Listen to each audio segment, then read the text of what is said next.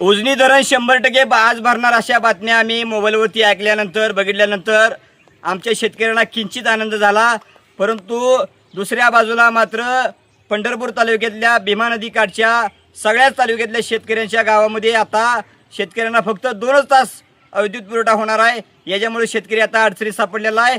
आता सध्या शेतकऱ्यांनी शेतामध्ये मशागत केलेली आहे, ऊस लागवड करण्यासाठी सऱ्या सोडलेल्या आहेत, परंतु 2 तास लाईट असल्यामुळे शेतकरी आता लागवड करू शकणार नाही, ऊस पिकू शकणार नाही।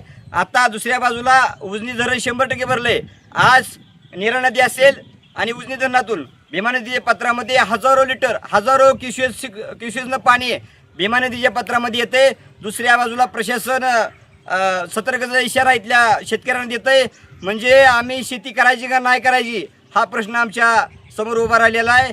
शेतकऱ्यांना फक्त 2 तास लाईट, उजनी धरण 100% भरलं असताना सुद्धा दुसऱ्या बाजूला तुम्ही जर धरण भरलं नसेल तर ठीक आहे, 4 तास 8 तास लाईट आम्ही सुद्धा ती भावना समजू शकतो, परंतु आज 100% धरण भरलं असताना सुद्धा जर तुम्ही 2 तास लाईट जर आम्हाला देणार असाल तर या जिल्ह्याचे पालकमंत्री, या जिल्ह्याचे जिल्हाधिकारी साहेब एक लक्षात ठेवा, तुम्ही इंग्रजांपेक्षा वाईट वागणूक आम्हाला शेतकऱ्याला देताय। तुमच्यापेक्षा इंग्रज आम्हाला परवडले।